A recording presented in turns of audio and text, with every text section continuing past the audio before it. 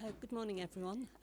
It's my great pleasure to welcome you to the LAHORE Literary Festival.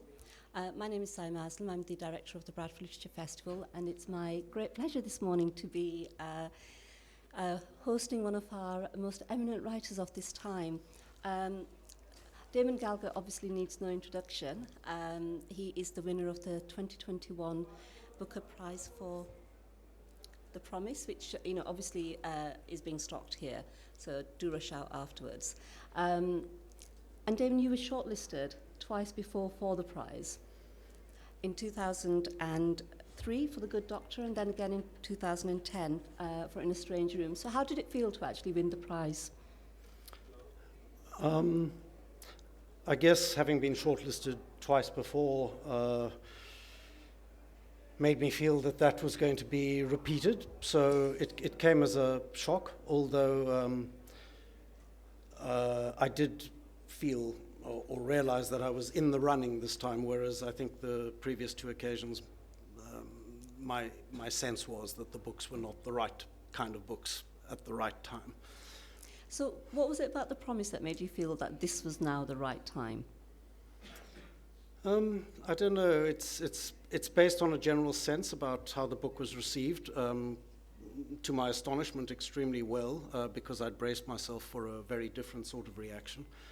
And I guess a lot of the themes that the book deals with are current, very much in the air, especially around race and restitution for past crimes and so on. These are topics I don't need to tell you that people are very much engaged with at the moment. So it felt topical, and but I was by no means certain the prize was coming my way. And I'm a fairly shy and private person, and part of the shock was the almost physical sensation that my privacy was fading before my eyes.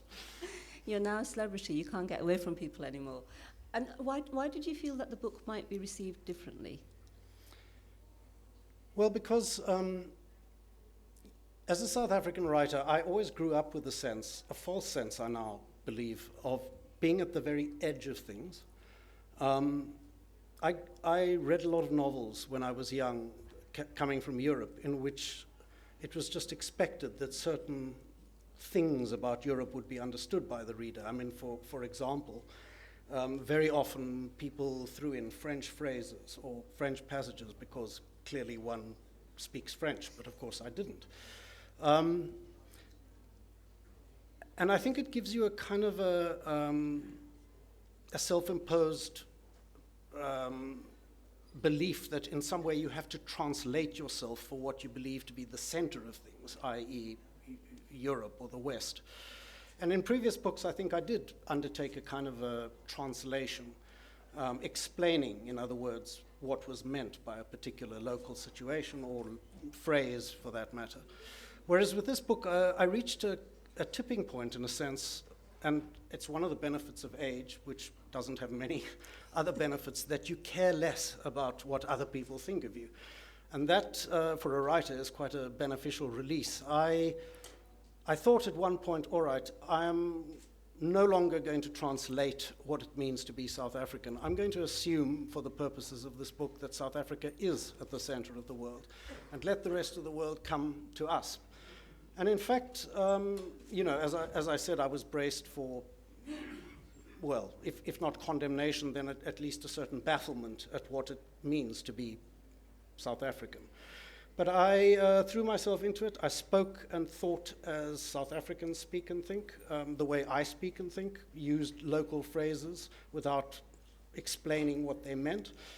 And I trusted the fact that readers, whoever they were, would make the effort to move in my direction rather than the other way around. And it was really gratifying and heartwarming, actually, that readers were prepared to make that journey in the other direction.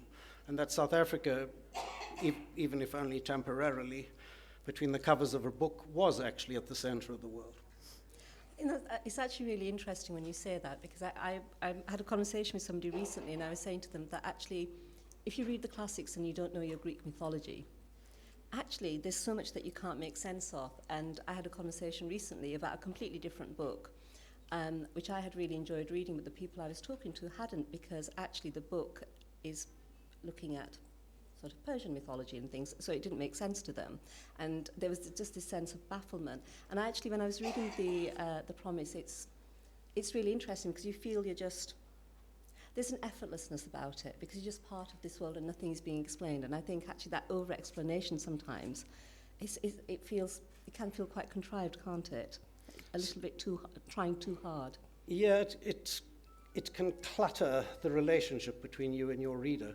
I remember an interview, or perhaps it's an essay actually, by Saul Bellow, where he talked about being on a residency in Paris and writing a book that he was really battling with. And I think he was battling in an unconscious way with exactly these issues. And he had an image that really spoke to me, which was he walked down the road one day and there was a broken fire hydrant and the water was flowing down the street. And a realization came to him that in order to write authentically, you had to write with a kind of free flow of that water.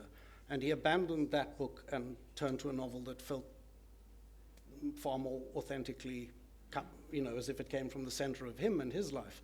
And I guess he never looked back. And I don't know why it took a long time for my thinking to catch up with that particular image, but I understand it very well now. Yeah, and I think it's really interesting. I think for any writer, actually, if you're writing in English, because there's sort of like a Western-centric narrative to most things. I think when you're in the English-speaking world, I think it can be quite difficult to almost battle against that, and it's something that you have to put out of your mind. So it was really interesting actually to read The Promise and to see that. And like I was saying, it feels, when you're reading it, it feels you're just part of this world. You're just looking into these lives. And obviously you were saying about the politics of the situation. And I felt what was really lovely about it is that you aren't sort of being beaten over the head with the politics. The politics are there, and it's actually just part of that lived experience, which is how actually in real life we are living politics. And was that a very conscious decision? Yes, in fact, in a certain way, I mean, it's almost impossible to write about South Africa without politics or history being a character, sometimes, a character that doesn't speak loudly but is always present. But for me, in this particular book, the things that interested me initially actually had nothing to do with history or politics. I believe that for a writer, or at least it's always been true for me, that I need a buried theme. There are more obvious themes that I think are visible on the page, but I need a theme that relates to me and my preoccupations, if you like, the things I'm trying to work out in my life at that particular time. And for me, really, the subject of this book is time and the passage of time, which happens to be something that is with me more and more as I grow older. One's sense of one's mortality increases. So I was fascinated. I got the idea for the book initially. I mean, the structure of the book is what appealed. I've built this family story around 4 family funerals, each one in a different decade. But what appealed to me about that was the fact that the reader, I hoped, with these big jumps between each decade, would feel what had changed from one little snapshot to the next. In other words, a large part of the action of the book is off stage. It's not described. And the reader, in a certain sense, has to do the work to imagine, oh, that character is now in that position, what has changed? But then I started to think about the things that would change in a human life, decade to decade. And of course, some things are obvious: your appearance, your attitude to life, your morals in some cases. But of course, inevitably in South Africa, if you look at the larger picture, we've been through major convulsive historical changes in the last 30 years. And those register in all human lives in South Africa. I mean, in a certain sense, everything has changed for everybody. In another sense, not enough has changed, but the book's trying to articulate that too. But really, what I'm saying, I guess, is that politics and history were not at the forefront of my thinking when I first started to dwell on this particular idea. And what inspired the idea? Where did that come from? Why 4 funerals? Well, it came actually from a conversation with a friend. I, in honesty, felt after my last book, Arctic Summer, which dealt with E.M. Forster and the writing of A Passage to India, I was casting around for a new subject. I've always found it hard to write to order. I envy writers who seem to produce books as regularly as a hen laying an egg. I've always felt very at sea, really, in the period that follows a book. So I had no ideas, I had no vehicle to express what was, tying me up. And then I had a conversation with a friend who, it was a semi-inebriated conversation over lunch, and he's a very funny guy. He's about 10 years older than me, and he's the last surviving member of his family. And he was telling me the stories that emerged from the 4 family funerals that he's been to. He's buried his parents, his brother, and his sister, which sounds like very gloomy material, but in fact he's a very, very funny raconteur, and he has an eye for human behavior. And he was, I realized that actually a funeral is a natural device in a way for a kind of a theatrical construction, because the same characters recur from one act to another, but they've changed. Funerals are not, well, of course you're burying somebody and that's sad, but my approach was to look at the living, which is what funerals are about. It's where families and friends come together to put somebody into the ground, and very often it's the antics of the living beings that you take away from a funeral. I just thought it would be an interesting and unusual way to approach a family story. I've read some family sagas, but they tend to be linear and quite dense, and this offered me what felt to me like a more innovative and unusual way to approach a narrative. And it certainly is unusual, because it sort of weaves between lots of different characters, as well as the main protagonists, who are all quite toxic. Well, yes. There are actually 2 things I'd like to respond to in that. Some reviews or commentators have been baffled a little by the fact that almost arbitrary or seemingly arbitrary characters suddenly take center stage and then disappear again. It's not part of the lexicon of writing a novel, usually. But if you think about your subject as time and the passage of time, there's something about that which renders us all absolutely equal. In the great stream of time, the president is no different to the foot soldier, to a homeless man on the street, or to a dog or a jackal or whatever it may be. So I try to convey something of that sense, that all of us are at the center of our own stories, and that there is really no story that centers on any one of us at the same time. So that was the logic behind bringing or allowing seemingly peripheral characters to suddenly have their moment at the center of the stage. Sorry, now I've lost my thread of what the other part of your question was. Well, no, I mean, the toxic nature of the characters. Let me just say something about that. I grew up in Pretoria in the 1960s and 70s. I'm sure I don't need to tell you that Pretoria, under apartheid, the sort of nerve center of the whole apartheid machine, was a pretty awful place. Of course, it was especially awful to the people at the receiving end of that political system. But if you have a distorted political system, I believe it tends to create distorted personalities all around, most especially on the side of the people implementing that system. And my memories of growing up in Pretoria are of just toxic, terrible people who all believed they were superior, right.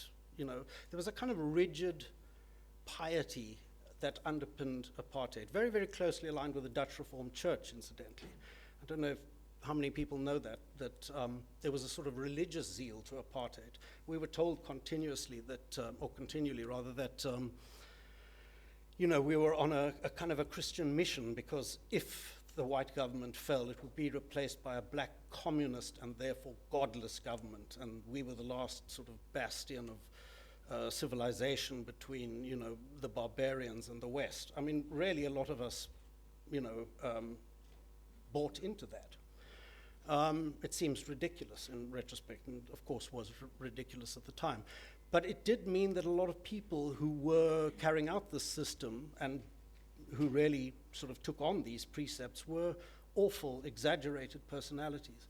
And in a certain sense, the book is a kind of retrospective look at these people, but also a kind of revenge on them. You know, well, I'd sort of finished that point, I guess. Satire provides a lot of tools for revenge on the past, I think. And it's sort of amusing to me that a lot of Western commentators have I think, found these characters exaggerated for comic effect, whereas other people I grew up with in Pretoria have remarked to me very gratifyingly that you really got those people, that's how it felt. So in other words, there's not really much exaggeration involved. This is how it was. I mean, I have to say, I didn't feel the characters were exaggerated. I mean, they felt, their toxicness felt very real. Right. And obviously we have the younger sister who just has this sort of slightly otherworldly quality to her. And obviously, you know, you're talking about there's the different perspectives that come from the different characters, but you sort of bring in the dream realm and sort of, you know, I don't know if ghosts is the right word, and particularly I was quite interested at the end where you had that kind of sort of spiritual angle of the person who's seeing things attached to people, and he's, you know, and Amor is the only one who seems to actually be pure of all of that, and I thought that was really interesting. So where you used the dream narrative, where did that come from? I guess it was a kind of extension of the decision to speak or write rather out of myself, not to, as I said, translate myself, but simply to speak as I do, think as I do. It felt to me as if, yeah, this, in multiple ways I was trying to push beyond the usual narrative boundaries, the way you're supposed to tell a story. And of course, you know, one of the narrative boundaries most of us observe is that, you know, novels deal with the living for very sound reasons. We don't know what lies beyond that, if anything. But I thought, well, you know, I don't know if ghosts exist, but I also don't know that they don't. So let my imagination go there. I know dreams exist, and it's a very large portion of everyone's life that's spent in dreams. So why not go there too? They may not be, you know, relevant elements to a plot, but plot was not the main element for me in the writing of this book. Character and language, I think, were far more central preoccupations. So I'd like to come back to that point, but before we do, I think you were going to give us a very short reading to give people a flavour of what we're talking about here. Yeah, this reading comes from fairly early on in the book, where the white family called the Swarts, which is incidentally a kind of in-joke for South Africans, because Swart is an Afrikaans name, but it literally means black. So I quite like the fact that this was a book about white South Africans who were called black. I mean, it is a very common surname in South Africa too, so it's not unlikely. The Swarts are sleeping, and the unnamed narrator of the book is observing their dreams. It is night, the same night, but later, the stars have moved on. Only a cuticle of moon casting the faintest metallic glow onto this landscape of rocks and hills, making it look almost liquid, a mercurial sea. The line of the main road is stitched out now and then in slow motion by the headlamps of a car, carrying its cargo of human lives, going from somewhere to somewhere. The house is dark, except for floodlights fore and aft, note the nautical terms, illuminating the driveway and the lawn, and a single lamp left on inside in the lounge. In the various rooms downstairs, everything is mostly inert, except for the occasional scuttling insect, or is it a rodent, and the tiny expansions and contractions of the furniture. Pitter, patter, creak, crack. But upstairs in the bedrooms, there's a flickering going on. Pa's mattress is a raft, tossing on a current of uneasy dreams. He has taken a sedative prescribed by Dr. Raff, and it keeps his head just under the surface, looking at images refracted from above. His wife is in many of them, but altered somehow, a bit squiff. A trace in her of another person altogether, someone he doesn't know. How can this be? He cries to her, you're dead. That's an unforgivable thing to say, Marnie, she tells him. I'm very hurt. His heart is wrung like an old rag. I'm sorry. Through the wall beside him, just an outstretched arm away, Astrid ripples in her sleep. She has recently lost her virginity to a boy she met at the ice rink, and sex flows through her like a golden wind. She's forgotten the pain, though it's part of the shimmer around the faces of young men with their bristly beards, and in this dream around the face of Dean DeVette in particular, whose mouth is a pink color it doesn't have in waking life, thrilling her deep inside, down where everything meets. In the guest bedroom, tiny Marina dozes and starts.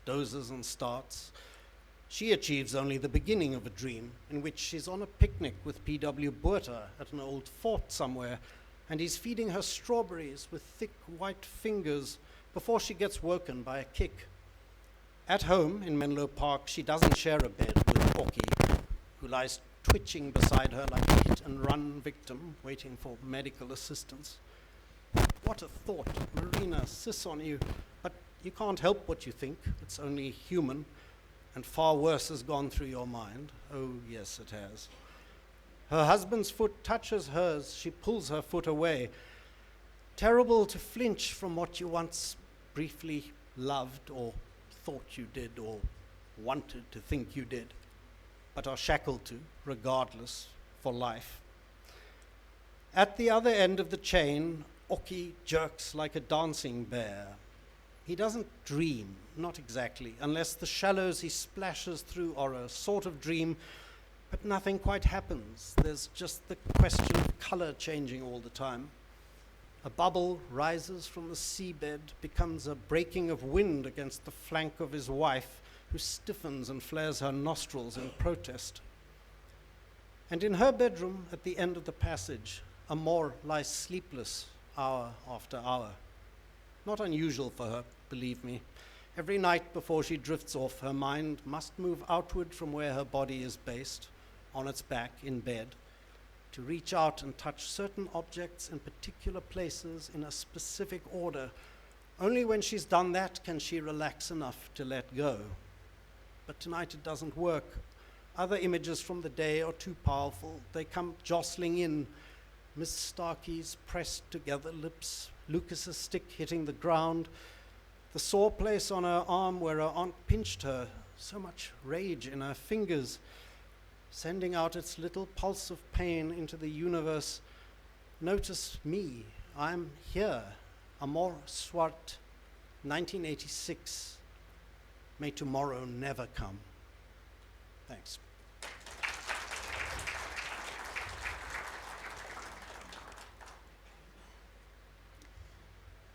I think it's such an interesting passage because it actually gives,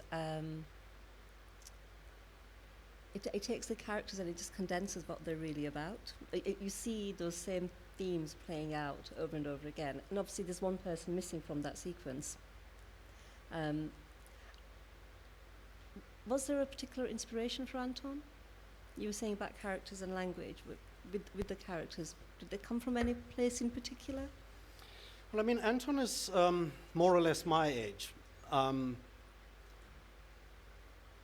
you know, he comes to adulthood at a time, 1986, when well, apartheid's starting to crumble, but when somebody like him, somebody like me, could have expected to have a life of privilege and power with absolutely no effort required. I mean, the whole system essentially existed for white men. So, you know, you stepped into a place at the very top of the hierarchy, of the pyramid. You didn't have to have any special talent to be there. But yeah, you know, you can imagine the kind of attitude to life that would go with that sort of assumption of privilege. So, you know, in a certain sense, Anton represents me. I mean, he's not me, I hasten to say, because I think he's a repellent person in lots of ways, but I had a great deal of fun writing him, his torments, his inner contradictions and convulsions. And yes, I mean, as with every character in every book, there is part of me in there, stretched, I hope, to an unrecognizable degree. But yeah, he represents a whole generation of white men that I grew up amongst and that I recognize. And you say about language, and when I was listening to you read, you know, it is beautifully written, and we were talking earlier about, you know, that lack of explanation for the Afrikaans phrases. When you were writing it, what aspect of language was important to you? When you say that language is really, really important to you? Well, every aspect. You know, when I was younger, which I guess is natural, the world seems driven by action. To me now, I guess the center of the world is far more internal. It's in a place of reflection rather than action. Action translates, I guess, narratively speaking, into plot. You know, the novels I've written in earlier stages of my life have been far more centered on plot, what happens, what that sets in motion. This book is not plot-driven, to state the obvious. I mean, you're looking at this family really through a little window of a few days with big, big gaps in between. So there's almost no through line. I mean, there's one through line, which is the promise itself. That's the one element that recurs, I think. But aside from that, it's the same set of characters doing not that much. So, you know, you have to, as a writer, make calculations as you're going. And I wrestled with this, the fact that, you know, readers are mostly held by action. You're engaged with a book because you want to see what the next chain, you know, in the line of events is going to be. I couldn't provide that. So I thought, well, what will hold people's attention in a book like this? And the answer is language. It's the only way you're going to hold people and keep them occupied with what you're showing. The language had to be, I think, slightly elevated, a kind of poetic register, if you like. So I tried for that.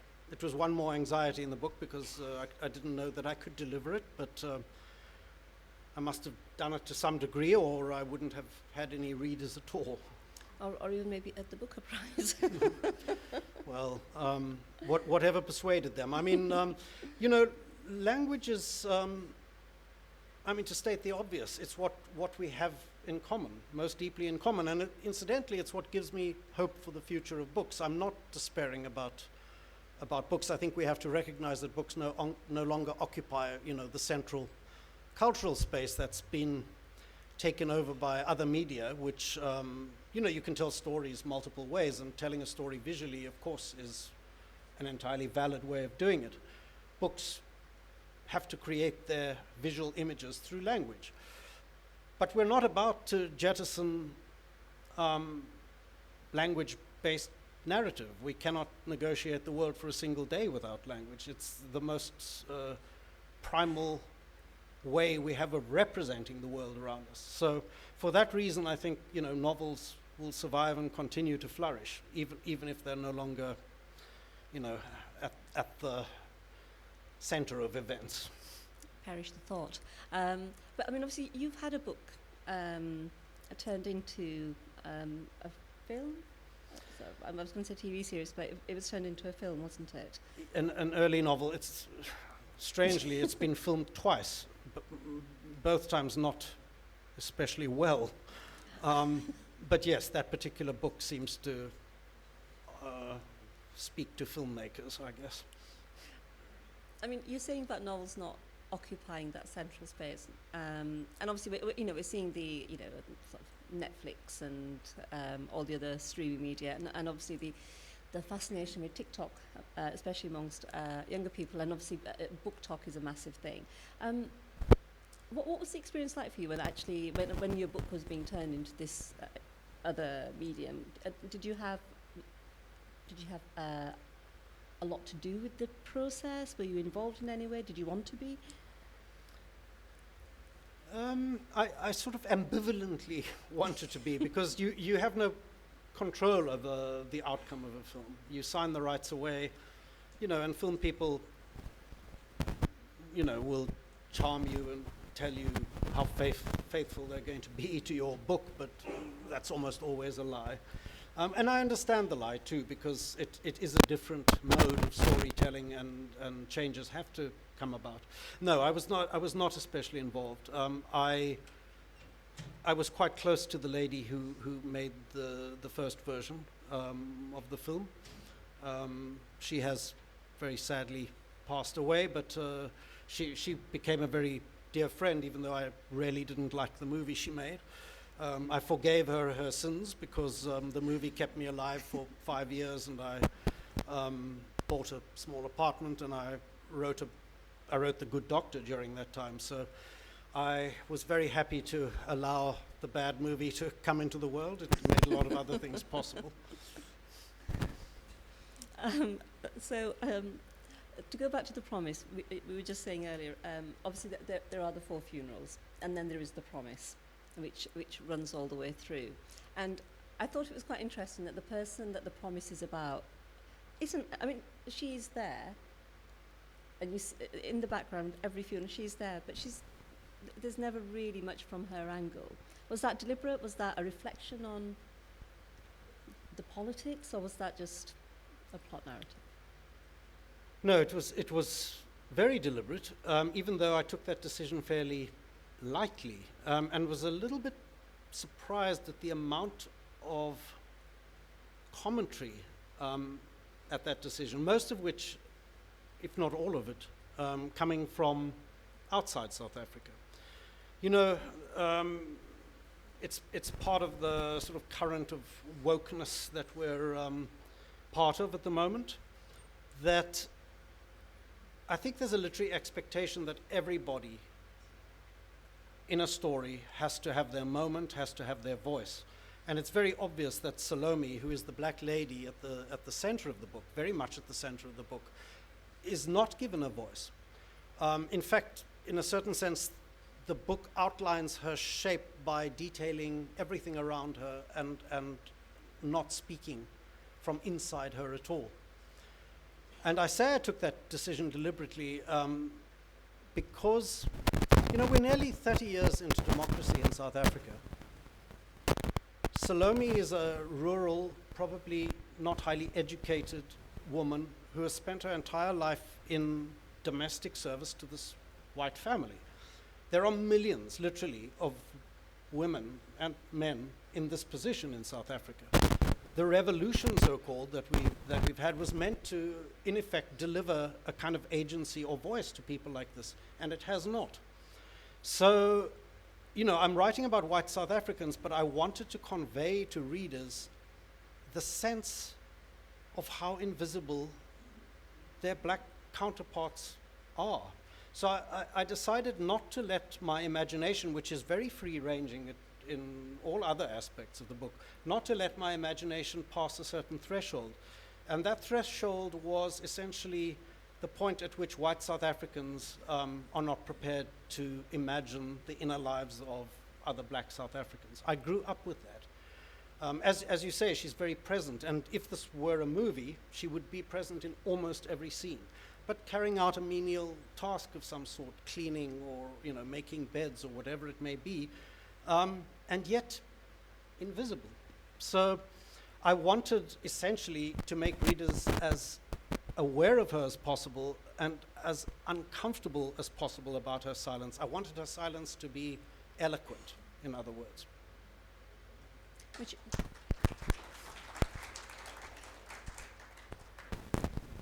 Which it is, and the ending. I mean, it was interesting because there is a conclusion, which obviously has taken a very long time to happen. But there's all, the comment that Lucas makes to Amor, this was not yours, white lady, to give to me. Again, I mean, how much do you feel?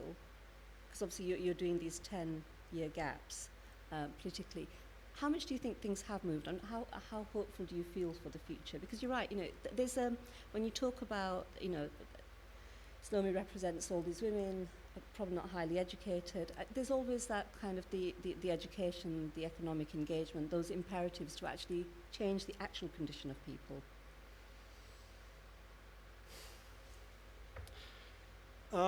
It really gives me no pleasure to say that I'm not feeling especially hopeful about South Africa at the moment. There was a sense in the 90s, when we had our first democratic election, there was a kind of delirious feeling in the air that everything was possible. We could absolutely rewrite the future, if you like. I mean, that seems almost quaint and naive now in retrospect. But there was a kind of a goodwill, actually, on the part not only of black South Africans who've been enormously patient in waiting for what our transformation was supposed to deliver, but also on the part of white South Africans. I mean, not universally, it has to be said. There are absolutely unreconstituted racists who have not changed their attitudes at all, but a lot of white people, and especially my generation and the kind of circles that I would move in, who would have given up a lot of what they had as part of their contribution to this remaking of the country. It wasn't really asked of us, it has to be said, which is surprising to me. I mean, the ANC in exile was always a socialist organization, following socialist principles. They came to power, and somehow, the decision was made basically to follow neoliberal capitalist principles instead. Presumably with the hope that money trickles down to the poor. It never does. At this point, as I say, 30 years into democracy, if it had been asked of us in the 90s to pay a wealth tax, for example, to house people or educate people, I think a lot of us would have been prepared to give up, a significant portion of what we had. That's no longer true, and that's very sad. And I'll confess, I share that. If I were asked now by our current government to pay a wealth tax, I would be extremely resistant. Not because I believe that's inappropriate, quite the opposite. I think white South Africans need to give up a great deal. But because I don't believe any longer in the good faith of the government, and I don't believe the money would go where it's supposed to go. If we had started in the 90s to put money instead of into, the arms deal, which seemed the defining act of our new ANC government, if all of those billions had gone into education and housing, we would be in a very different position today. So, in one sense, the problems of South Africa, I feel, are very solvable. We're a rich country, potentially. We have very capable people, some of them in the ANC. So it's a kind of a mystery why we've gone in another direction. I mean, there actually is no mystery attached to it. I think a certain myopic greed took over, but so much money has been stolen, so many state institutions have been hollowed out, so much time has been lost, that at this point, I think a lot of South Africans are feeling despair. But it's very closely tied to the party in power. It's time for a change, but then you start to think about who might replace our party, and despair sets in again. And the only consolation, which is of course no consolation at all, is that the rest of the world is in an appalling state too. So let's all feel cheery, I guess. I mean, I was going to say that what you are describing, sadly, I think, you know, it's something we can probably relate to in the UK, but certainly I would imagine it's something that, you know, Pakistan can relate to, but so many other countries actually.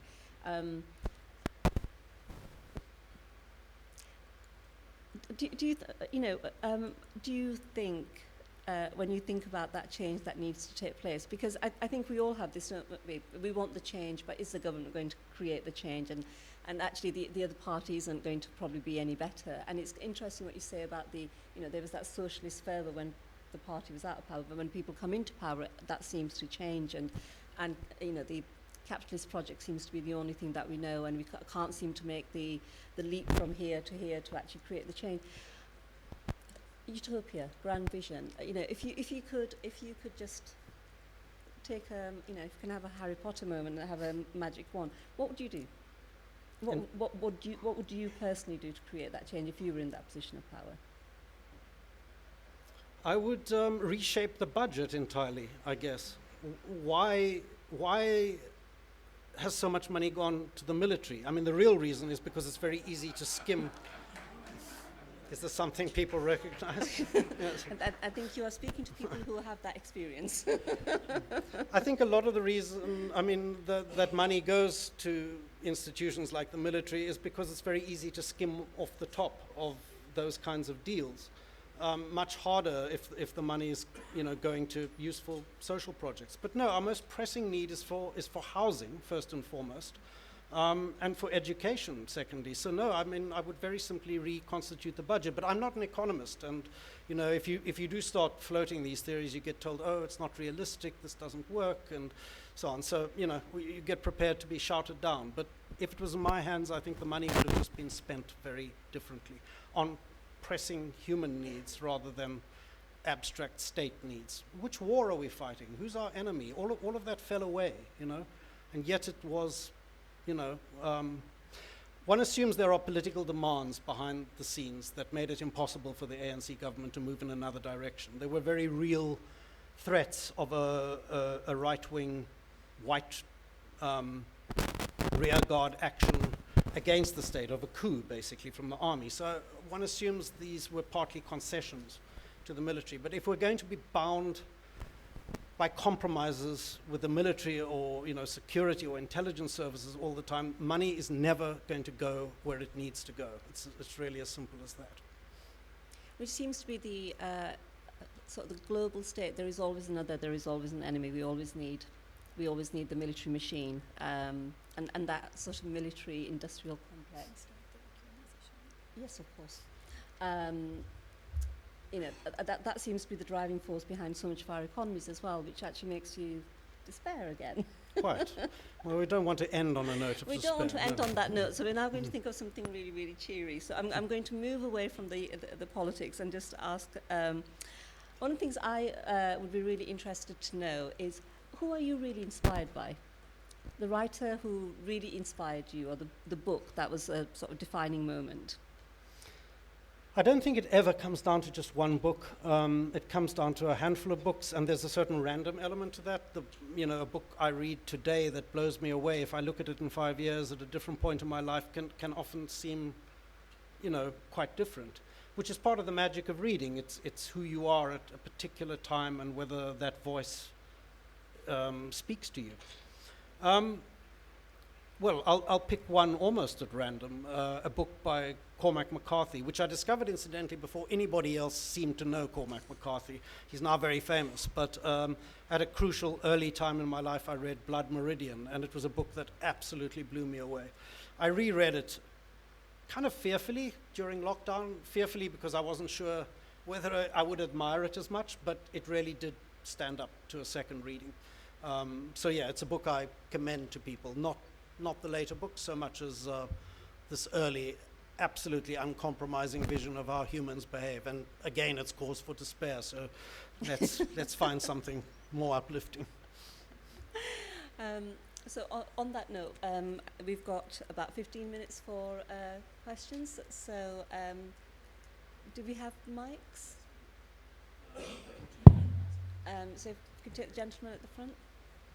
Okay, thank you so much. That was such a thoughtful talk. And I had a question about structural inequality, but if you want to go towards something pleasant, I'll skip that and maybe focus on time, which you say has been a very important motivational theme. Now, time as an observed experience, time as a lived experience is obviously something every writer goes through. I was just curious, since time is also a preoccupation for so many other lenses of looking at life, right? From creation myths to modern physics, they're grappling with this completely elusive and enigmatic concept. I was wondering whether when you write about something like time, or if it's the backdrop of what you're writing, and you're thinking about it subconsciously, you also actively seek out reading literature other than fiction during that time simply because it further sort of, fertilizes your imagination. Is that something you do? Is there a particular reading ritual you also follow while writing certain kinds of books? No, I certainly didn't turn to non-fiction as an aid. And I think in a certain way, I mean, it's people work in different ways, but for me, it's very important to keep the mental space unobstructed and to draw very much on your own perceptions. So I was working with my own sense of time, first and foremost. That said, I found reading Virginia Woolf during the writing of this book very useful. I mean, William Faulkner was a presiding spirit because of what he does with voice, but I found Virginia Woolf very, very interesting because of how she works with time, specifically. It didn't feed in a direct way, but it sort of gave me permission to keep doing it. I thought, well, if she's blazed the trail, I can make my own little path in her wake. So, yeah. I mean, time is very interesting for a novelist in the sense that it's something one doesn't really think about. If I write a song, it's something I might be able to do in one session. Somebody receives the song. I mean, you know, time unfolds continuously, but you can listen to a song and it feels to you as if it's happened in a moment.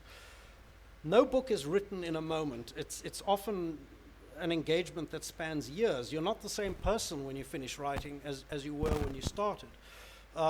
And yet you have to build into the way a narrative works a sense of stability and continuity, as though this narrator is not changing. This narrator is absolutely still and fixed, but it's an illusion. The way I feel from day to day might change, and you have to kind of overcome that in the writing each day and return to the voice you've created and you know, this sense of stability. But it pertains to the reader too. You don't read a book in one burst usually. You read over a period of time, and your relationship with the book shifts. So in a certain sense, for both writer and reader, you're entering into a kind of relationship with a book. It's something I've remarked on before, so if people have heard it, forgive the repetition, but I feel writing a book is in a sense like you have to commit yourself to this relationship. It's like a lover moving into your home, but you know you have to give everything to this, but you are inevitably going to break up. So part of you is sort of waiting for that breakup as well, and then you deal with the aftermath, or not. To the lady at the front and then the gentleman in the white shirt. Thank you. You talked about using language, elevating language, you said. And I'm kind of paraphrasing, maybe I've got this a little bit wrong. You said it was a way for you to, it was a technique because you weren't focusing so much on plot. So I'm interested in that idea of elevating language because it's something very deliberate. How do you do that? I mean, I think, you know, for many people that write, they're writing, yes, they're thinking about the sentence structure and all of that, but how do you take language that next level in the deliberate way that you've talked about? I mean, part of it's instinctive, so it's hard to articulate. But I will say that I think part of the process of writing a book for me involves discovering what the voice of that book is. And I don't mean necessarily the voice of the book being, first person or third person, although that's part of it. It's a much larger thing. Is this a book that wants to be written in the present tense or the past tense? Is it a book that requires a first-person narrator with the blindnesses and limitations that involves? Or maybe, a more ubiquitous, omniscient narrator that moves around and so on. All these are considerations. Of course, when you pick up the book and read it, you're not aware of all these deliberations, but you do feel sometimes a disjuncture between the intentions of the book and the way it's being delivered. I mean, there are certain books I won't pick them out because, I don't want to pick fights with writers, but there are certain books that you feel, this is kind of the wrong voice for this subject matter. So it's very important for me to find what the voice of the book is, and part of that is the kind of language you use. Again, I won't pick out the title of the book, but I remember reading a book that dealt with, the Holocaust and the horrors of the Holocaust. That was written in a very elevated, lyrical, flowery language, and it really felt wrong to me. It was a book actually that was quite celebrated, but that approach, the first thing that you would lose if you were a victim of a system like the Holocaust is any sense of elevated language. I think your language would immediately drop into the most functional, basic register of survival, essentially. So that is part of the thinking behind it. Of course, you only have your own abilities to go with. So when I say I wanted to write in a more poetic register, I had to fall back on my poetic abilities, which of course are limited. Everyone's abilities are limited somewhere. But how to express that? You think in a different way. You put the energy of your narrative creation into the sense of how language sounds. I guess, the writers that are known as stylists are the writers who are preoccupied first and foremost with the music of a piece. So, yeah, I guess I brought my musical ear to bear rather than, I don't know, my visual eye or my ear or whatever. I was feeling for the music of this story. I know it's not this way, but it feels to me as if a story in a certain sense exists before I come to it, and that it's my job to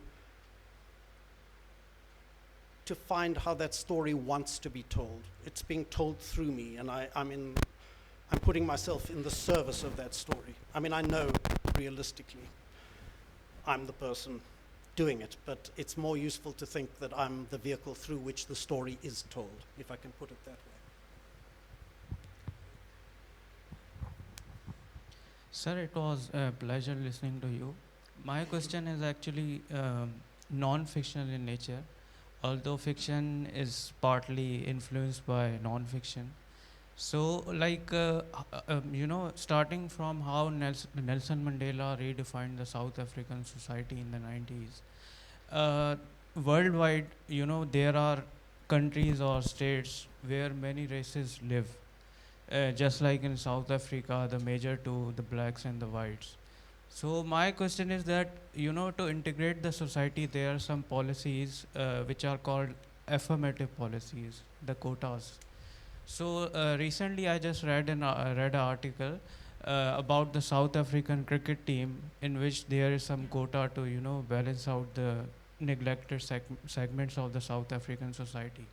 So as a common citizen of South Africa, how do you see these quotas or affirmative policies in South Africa? Have they unified the South African society or increased the fault lines between the races? In a country like South Africa, they are vitally necessary because, of course, the balance has been very much the other direction. Everything has been loaded in favor of white people. And of course you have to redress that. So I'm not opposed to affirmative action. first and foremost.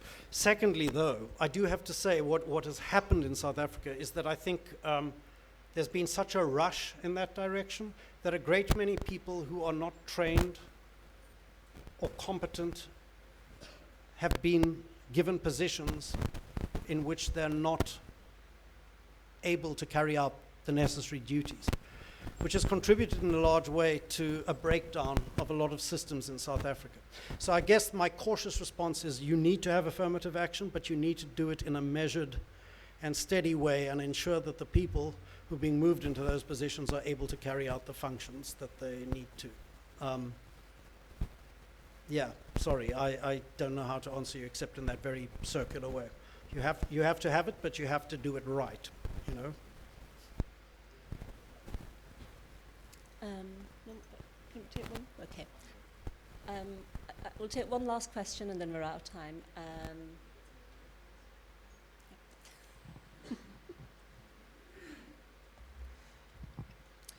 Hi, excellent session.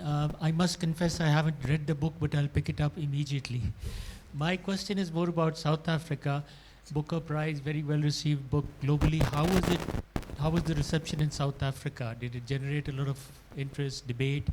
And is the, is it uniform? Is it divided across racial lines, the reading tastes and so forth? How does it work?